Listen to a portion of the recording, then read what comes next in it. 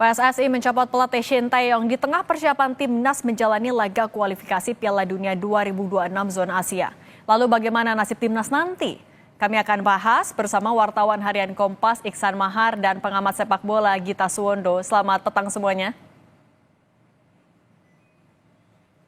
Suaranya masih di mute kayaknya. Bung Iksan, Bung Gita, selamat petang. Oke kok, selamat siang. Selamat petang di sini. Oke. Petang, Mas Indi. Saya mau ke Bung Iksan dulu. Bung Iksan, kan pencopotan STI ini cukup bikin ramai di media sosial, ada pro dan juga kontra. Tapi sebenarnya menurut pencermatan Anda di lapangan, pengaruh pencopotan STI di tengah persiapan menuju kualifikasi Piala Dunia seberapa besar sih?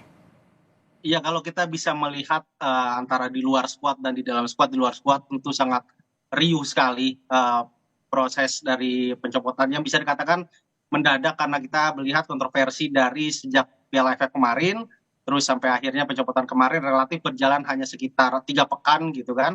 Dan banyak orang menilai bahwa hasil AFF kemarin itu menjadi landasan Pak Erick Thohir dan PSSI untuk mengakhiri kerjasama dengan Coach Shin yang sebenarnya baru berakhir pada tahun 2027 nanti. Tapi kalau di dalam internal sendiri saya justru melihat ini adalah angin segar baru bagi skuad, terutama karena kita tahu yang pernah saya juga tulis sejak November kemarin bahwa sudah mulai ada friksi dan adanya kerenggangan hubungan antara Coach Shin dengan sejumlah pemain, terutama pemain-pemain diaspora yang datang dalam setahun terakhir di timnas, yang itu pun didasari oleh pola komunikasi yang tidak berjalan dua arah di antara para pemain dan Coach Shin, yang akhirnya membuat para pemain tidak nyaman di dalam skuad. Di satu sisi juga bagi para pemain yang sejauh ini sudah di blacklist oleh Coach Shin, misalkan kita bisa ambil contoh misalkan Elkan Bagot atau Sadil Ramdhani, bahkan pemain penyerang berbakat kita seperti Ramadan Sananta dan Jens Raven, itu mereka akhirnya punya peluang untuk bisa masuk dan reguler main di timnas dengan pelatih baru nanti. Jadi sebenarnya ada pro dan kontra, ya kontra ada di eksternal dari skuad timnas, tapi justru di internal ini meskipun ada beberapa pemain yang kecewa dengan Coach Shin akhirnya nggak bisa bergabung di bulan Maret nanti, tapi ada juga angin segar dan beberapa pemain, ada pemain yang juga sudah saya hubungi, pemain diaspora yang dia bahkan sudah mendengar juga siapa calon pengganti nanti dan berkata juga sudah tidak sabar akan bermain dan bergabung dengan timnas pada bulan Maret nanti melawan Australia dan juga melawan Bahrain. Oke, kalau dari Bung Kita kan tadi kalau kata Bung Iksan, ini cukup jadi angin segar sebenarnya dari internal timnas sendiri. Kalau menurut Anda, tapi pencopotan STY di tengah menuju bulan Maret dan juga Juni, seberapa besar? Kalau harus jujur sebenarnya agak riskan ya, karena kita hanya menyisakan 4 pertandingan dan secara on track itu kan kita mendapatkan 6 poin sekarang. Kita ada di urutan ketiga, artinya masih sesuai dengan target yang diberikan, bahwa kita bisa lolos lewat putaran keempat. Kalau di urutan ketiga itu kan kita akan masuk ke ronde keempat kalau misalnya ini sudah berakhir, apa namanya, kualifikasinya. Jadi saya pikir juga agak riskan dengan hanya menyisakan 4 pertandingan. Oke, memang ada waktu 2 bulan untuk persiapan. Tapi kalau kita sama-sama tahu tim nasional itu kan persiapannya tidak 2 bulan, hanya 4 sampai 5 hari. Jadi pelatih baru atau apapun nanti harus bersiap-siap dalam 4-5 hari di antara tanggal setelah weekend di mana liga berakhir di tanggal 10 Maret, kemudian menuju masuk ke FIFA Matchday di tanggal 20 Maret. Jadi tidak banyak waktu persiapannya. Jadi ya saya pikir memang sangat riskan. Tapi kalau tadi Ihsan bilang bahwa ada angin segar, iya, ini kesempatan untuk beberapa pemain yang tidak terpanggil oleh STY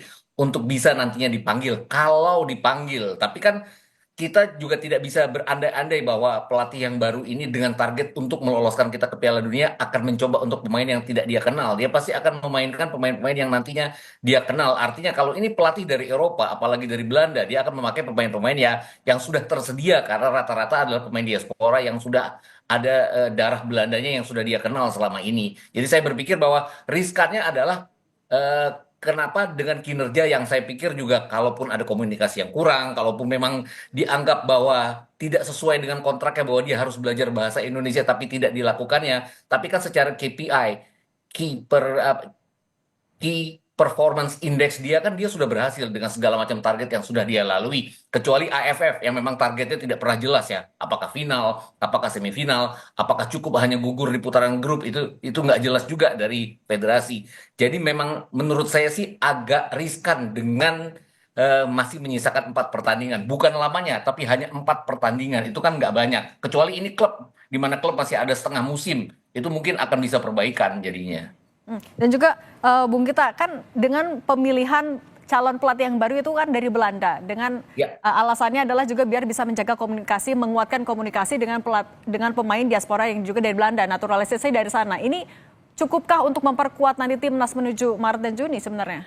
kalau dari sisi komunikasi jelas bahwa mereka bisa berbahasa Belanda, orang Belanda juga bisa bahasa Inggris. Jadi antara dengan pemain Indonesia sendiri pelatih baru ini yang sudah disebut-sebut oleh Fabrizio Romano ya namanya. Jadi saya nggak usah menyebut si A si B lagi ya. Patrick Kluivert ini kan memang bisa bahasa Belanda, bisa bahasa Inggris. Tapi kan kalau kita lihat bagaimana track recordnya dia juga kurang meyakinkan ya sebagai pelatih, bukan sebagai pemain. Tapi kan biasa, sebagai pemain luar biasa, sebagai pelatih kan belum tentu luar biasa. Ini yang saya jadi agak ragu-ragu dengan segala macam persiapan yang minim seperti ini dengan target lolos ke putaran keempat setidaknya lewat 4 pertandingan.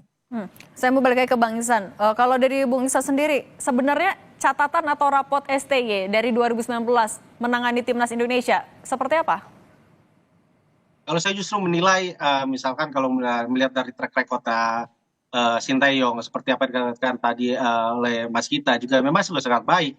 Kita dalam setahun terakhir selama 2024 kemarin mencapai tonggak baru dalam sejarah timnas kita. Misalkan kita lolos ke fase gugur Piala Asia untuk pertama kali, kita juga sampai ke babak playoff Olimpiade bahkan yang juga itu pertama kali baru dilakukan gitu kan. Ditambah lagi sebelum-sebelumnya akhirnya Coach Shin bisa membantu kita untuk lolos ke putaran final Piala Asia dalam 2 edisi beruntun 2023 dan 2027 nanti. Jadi memang kalau kita mau jujur dan melihat secara kinerja, Coach Shin memang sudah memang pantas mendapat cinta dan mendapat apresiasi besar dari publik sepak bola nasional.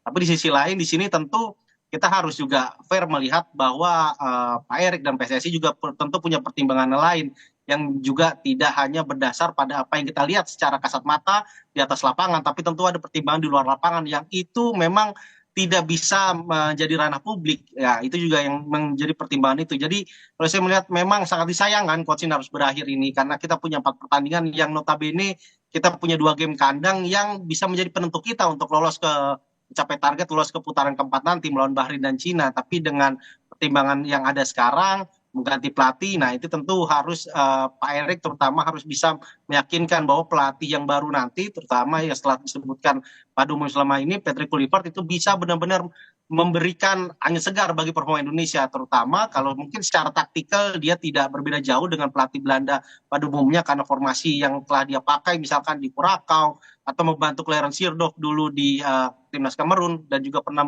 jadi pelatih juga di Curacao, timnas Curacao dengan 4-2-3-1. Jadi gaya Belanda itu yang bisa dia nanti jadi terapkan dengan pemain dengan kualitas kita yang sebenarnya kita punya pemain dengan nilai pasar nomor 7 terbaik di Asia sekarang. Jadi mungkin dengan pendekatan personal yang lebih baik yang dilakukan oleh Kluivert bisa membantu para pemain terutama seperti Kevin Dix, Alino Renders, Messil Hurst untuk bisa mengeluarkan pemain terbaik mereka yang selama ini telah mereka tampilkan di klub mereka.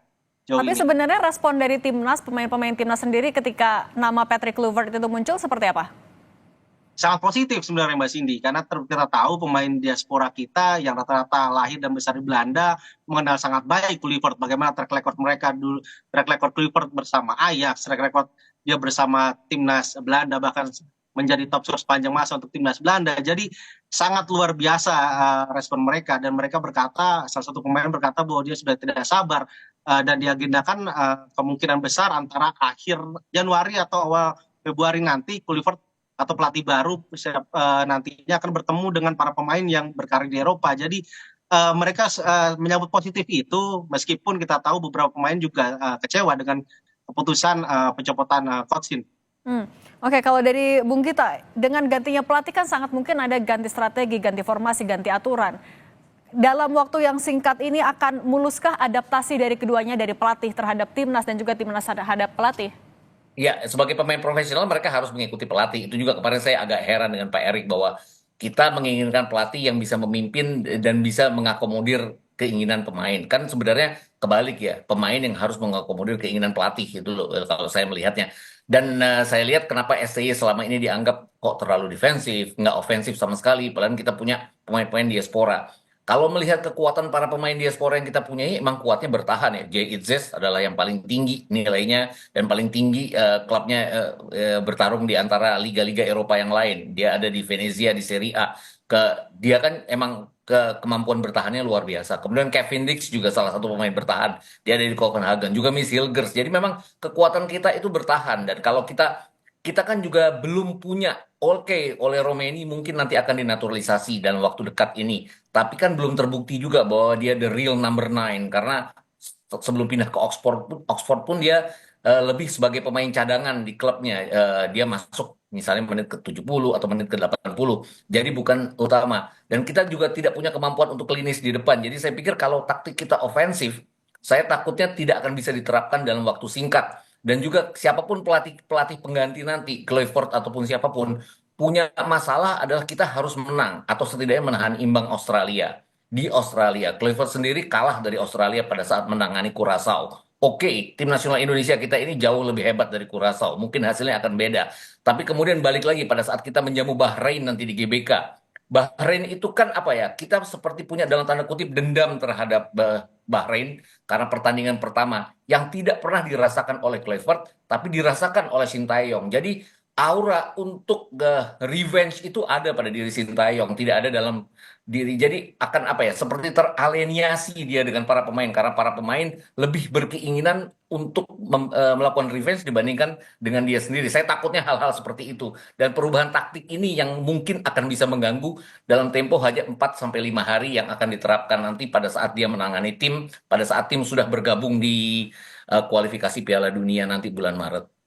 Bung Gito, tapi kalau melihat dari track record rekam jejak dari Patrick sendiri, sebenarnya kelebihan yang akan bisa dibawa mempengaruhi timnas Indonesia apa aja? Para pemain diaspora ini adalah apa ya? Pada masa kecil mereka pasti sangat mengidolakan Patrick Kluivert karena dia adalah pemain yang bagus. Kalau melihat kelahiran para pemain-pemain seperti Jay Ize, seperti Miss Hilger, seperti juga Kevin Dix, saya pikir mereka besar di bawah bayang-bayang ketenaran Patrick Kluivert sebagai pemain. Jadi look up terhadap Patrick Kluivert pasti sangat tinggi. Ini yang saya harapkan akan membuat mereka ingin berbuat sesuatu terhadap Patrick Kluivert. Tapi kan kita bicara bahwa dia hebat sebagai pemain, belum dia hebat sebagai pelatih. Itu yang track record sebagai pelatih itu kan bicara sendiri ya. Di luar track record dia yang juga buruk dari kehidupan pribadinya. Tapi saya nggak mau menganalisa ke arah sana. Saya lebih ke arah bahwa dia juga dipecat pada saat menangani timnas Turki. Hanya 6 pertandingan pada saat dia menangani interim untuk Curaçao. Di term keduanya dia bersama Curaçao. Hanya menang 1 kali, 2 kali imbang, dan 3 kali kalah. Hal-hal seperti ini yang agak mempengaruhi, jadi overthinking saya juga apakah ini akan bisa untuk menangani timnas. Tapi saya percaya bahwa Jay Izzes dan kawan-kawan punya kapasitas untuk bisa berbuat sesuatu karena mereka kan benar-benar total ya pada saat mereka sudah dinaturalisasi untuk berbuat sesuatu Oke, Bung Gita, terhadap tapi negaranya. kalau selain dari nama Patrick Kluivert sendiri, adakah nama-nama lain yang sebenarnya juga lebih cocok untuk menangani membantu timnas? Yang nganggur di Belanda kan pasti kan acuannya Belanda ya. Mungkin Giovanni van Bronckhorst bisa.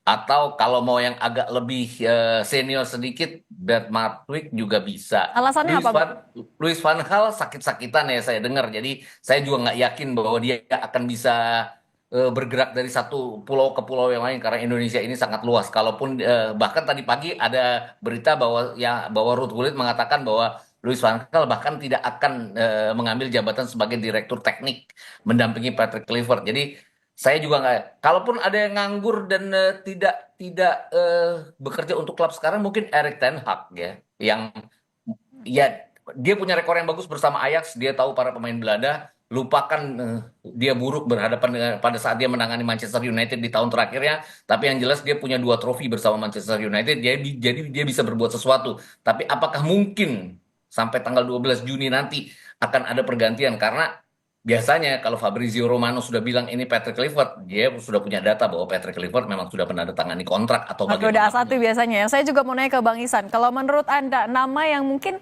juga sebenarnya cukup kuat untuk dipertimbangkan jadi pelatih Indonesia selain dari Patrick Kluivert, siapa lagi sih? Ya, ya sebenarnya juga tadi yang disebut oleh Mas Gita, karena beberapa nama kalau kita bisa melihat dari nama-nama yang nganggur sekarang ada misalnya Frank de Boer, Ronald Koeman juga bisa jadi pertimbangan, ada Erik ten Hag. Jadi banyak-banyak friend Ricard, bahkan Ruud Gullit sendiri punya lisensi pelatih. Jadi masih banyak. Ada kalau Luis van Gaal kita tahu bahwa dengan usianya sudah lebih dari 70 tahun, tidak bisa banyak bergerak. Bahkan dalam 3 game yang saya saksikan langsung di Piala Dunia 2022 kemarin di Qatar, Van Gaal sebagai pelatih kepala itu tidak pernah beranjak dari kursinya di kursi teknis bangku cadangannya Belanda. Dia hanya menugaskan Edgar Davids untuk mengatur permainan tim Belanda saat itu di Piala Dunia kemarin. Jadi memang kalau bisa dikatakan ada predikat segala atau sorry dan segala banyak macam. Dan kalau ditanya kenapa ada Patrick Kluivert yang justru mencuat, nah yang saya tahu memang pencarian nama pelatih di Eropa ini sudah dimulai oleh timnya Pak Erik itu sejak awal 2024. Jadi wajar jika Patrick Kluivert namanya mencuat dan paling calon terkuat. Kenapa? Karena Patrick Kluivert telah lowong atau telah menganggur sejak berakhir kerjasamanya dengan Adana Demirspor itu pada Desember 2023 lalu. Jadi itulah bisa menjadi satu alasan ada masa panjang pertimbangan Kluivert ini bisa menjadi calon terkuat untuk pelatih kita saat ini. Tapi meskipun Fabrizio Romano sudah mengatakan kuncinya nanti ada di tanggal 11 nanti karena belum ada penandatangan kontrak, karena penandatangan kontrak rencananya akan berlangsung di Jakarta pada tanggal 11 malam nanti. Jadi sampai nanti tiba. Tapi kan kalau selain dari juga masih kosong pada saat itu meski dicari dari awal 2024, tapi kan track recordnya juga saat ini akhirnya jadi sorotan. Bisakah nanti Patrick Kluivert menjawab keraguan dari masyarakat? Nah itu dia, memang ini yang harus dia jawab itu keraguan dari masyarakat. Nah dengan bekal pemain yang ada, mungkin itu yang menjadi pertimbangan Kluivert untuk bisa menerima tawaran Pak Erik untuk melakukan wawancara secara langsung pada tanggal 25 kemarin. Jadi memang kalau kita bisa melihat dari komposisi pemain Indonesia sekarang, pelatih siapapun yang ada di Belanda sekarang tentu sangat tertarik karena bisa dikatakan kita punya sekuat tanda kutip timnas Belanda mini dengan ya relatif tier 2 dan tier 3-nya dari timnas sekarang yang tersedia ada di Belanda. Jadi dikatakan memang sangat sangat menggiurkan lah bagi siapapun pelatih yang di Belanda yang saat ini sedang lowong. Tapi itu tadi Patrick Kluivert tidak punya track record untuk memahami bagaimana sepak bola Asia karena kita tahu Asia itu sangat kompleks. Kita akan melawan tim-tim misalkan contohnya seperti Australia yang bermain sangat Eropa, kemudian melawan Bahrain yang sangat Timur Tengah. Terakhir 2 game terakhir kita melawan Cina dan Jepang yang bermainnya sangat Asia Timur. Jadi waktu dua bulan ini harus menjadi masa belajar bagi Kluivert untuk memahami sepak bola Asia yang sangat beragam dan sangat kompleks. Sehingga nanti ketika dia bisa menerapkan strategi yang sangat dia inginkan bersama timnas Indonesia bisa benar-benar sesuai dan bisa juga meredam 4 lawan kita dengan 3 budaya sepak bola yang berbeda. Saya mau ke Bung Gita. Bung Gita, siapapun pelatihnya sebenarnya kan nanti Maret dan Juni akan jadi ujian karena di laga kualifikasi sudah ada perbandingan kemarin melalui berbagai pertandingan lawan Australia, Arab Saudi sudah ya, terus Bahrain, Tiongkok dan juga Jepang sudah ada perbandingannya. Nah kalau menurut Anda pelatih baru ini lebih baik melanjutkan strategi dari Shin Tae-yong atau mengubah total? Susah nih, susah nih. Pelatih itu punya ego masing-masing jadi ya. Apalagi dia datang dari Belanda, modelnya kan ofensif ya. Apapun dia akan mengusahakan ofensif gitu loh. Apalagi tuntutan jelas sekali ya bahwa dalam beberapa bulan terakhir ini bahkan pada saat kemenangan kita melawan Arab Saudi sekalipun ada kalimat bahwa kok kita mainnya sangat defensif, kok Sintayong seperti tidak punya strategi selain defensif. Ini mengkhawatirkan. Jadi mau nggak mau ada tekanan untuk bermain ofensif. Dia nggak yakin bahwa bahkan dengan pola 3-4-3 selama ini, kalau Belanda kan biasanya 4-2-3-1. Ini saya yakin akan dirubah juga oleh Patrick Kluivert. Ini yang harus cepat diadaptasi oleh Patrick Kluivert karena nggak gampang merubah 3-4-3 yang sudah biasa dengan 4-2-3-1 apalagi dalam waktu yang sangat pendek seperti ini. Kalau dari Bung Iksan melihatnya strategi Shin Tae-yong ini sebaiknya dilanjutkan atau diubah? Kalau kita bisa melihat dengan masa persiapan yang mepet apalagi lawan pertama kita Australia ya sebaiknya masih dipertahankan dengan pakem yang ada sekarang gitu kan karena relatif gaya mainnya Shin Tae-yong meskipun dengan 3-4-3 dan menyerangnya tuh bisa menjadi 3-2-5 itu juga sebenarnya cukup ofensif gitu dan pemain-pemain kita yang seperti Messi Hurst, JIJ juga di Venezia sudah terbiasa bermain dengan 3 back seperti itu. Jadi dengan melawan Australia yang notabene kita punya sejarah buruk bermain di Australia tidak pernah menang di Australia. Jadi kita setidaknya bermain dulu dengan cara yang sudah mereka pahami bersama Coach Shin dalam laga-laga sebelumnya di putaran ketiga ini. Jadi kemungkinan nanti eksperimen bisa mulai dilakukan ketika melawan Bahrain dan melawan Cina yang secara kualitas sebenarnya relatif seimbang, bahkan kalau kita melihat nilai pasarnya Bahrain dan Cina jauh di bawah kita. Jadi masa-masa transisi ini memang harus benar-benar diperhatikan dengan cermat oleh Patrick Kluivert, terutama ketika melawan Australia. Setidaknya tidak perlu banyak melakukan eksperimen taktikal, dan melawan Bahrain dan Cina itu adalah peluang dia untuk bisa menunjukkan kira-kira roh permainan Indonesia di eranya dia akan seperti apa. Itu paling cocok menurut saya bisa ditunjukkan ketika melawan Bahrain dan melawan Cina nanti. Oke, nah berarti harapan Anda mungkin mewakili juga teman-teman timnas yang sudah Anda ajak ngobrol, harapan untuk Kluivert kalaupun memang ternyata yang akan diperkenalkan tanggal 12 Januari apa? Harapannya ya bisa membantu timnas lebih baik, bisa memberikan aura yang jauh lebih positif di ruang ganti timnas pada 4 laga nanti. Oke, kalau dari Bung Gita, target apa yang harus bisa dicapai, harus bisa dibuktikan oleh Patrick Kluivert kalaupun memang yang nanti akan diperkenalkan? Ya, saya pikir bahwa dia harus bersikap lebih pragmatis ya. Kita punya 4 pertandingan, kita wajib mendapatkan setidaknya 6-7 poin, kalau bisa bahkan 9 poin untuk langsung lolos. Artinya strategi apapun yang harus dia perhatikan adalah bagaimana kita memenangkan pertandingan, karena ini masalahnya adalah sepak bola. Ugly win lebih penting di sini daripada sekedar mengembangkan permainan untuk menjadi cantik, karena apapun kan targetnya lolos. Dan sekarang kan tekanannya juga bukan pada pelatih lagi, bahkan tekanannya sekarang pada federasi kalau sampai lolos karena keputusan ini. Memang kita harus hormat pada keputusan federasi karena mereka sudah memikirkannya dengan sangat baik. Dan ada baiknya adalah Patrick Kluivert juga bersikap bahwa tim ini sudah jadi, tim ini punya kemampuan, dan tim ini memang didesain oleh Sintayong dengan sangat bagus sekali defense-nya. Kita punya banyak pemain naturalisasi yang memang rata-rata adalah pemain bertahan, dan itu yang tetap harus dipertahankan oleh Patrick Kluivert atau siapapun nanti yang menggantikannya. Itu aja sih saya. Tapi kalau mungkin memprediksi nama-nama pemain yang akan dipertahankan atau jadi jagoan dari Patrick Kluivert di pertandingan yang terdekat, kira-kira siapa aja, Bung? Rizky Ridho sih harusnya iya ya. Seluruh pemain diaspora pasti akan dipertahankan, kecuali yang memang terkena akumulasi pada saat nanti melawan Australia. Saya sampai lupa tuh siapa yang akan terkena akumulasi. Ada pemain depan yang terkena akumulasi kalau nggak salah, yang tidak bisa bermain untuk satu pertandingan. Saya pikir juga kalau Rizky Ridho pasti akan dipertahankan. Kemudian sejauh ini kan Patrick Kluivert dalam wawancaranya sering menyebut nama Jordi Amat yang dia kenal. Jadi saya pikir juga tetap akan dipertahankan.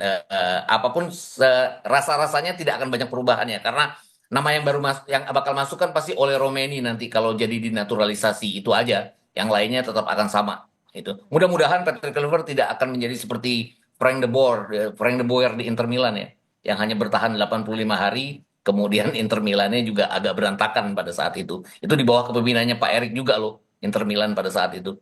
Oke, kalau dari Bung Iksan, nama-nama yang sekiranya bisa jadi andalan Patrick Kluivert di pertandingan ke depan, siapa aja kira-kira? Iya, kerangkanya jelas menurut saya tidak akan banyak berbeda gitu ya.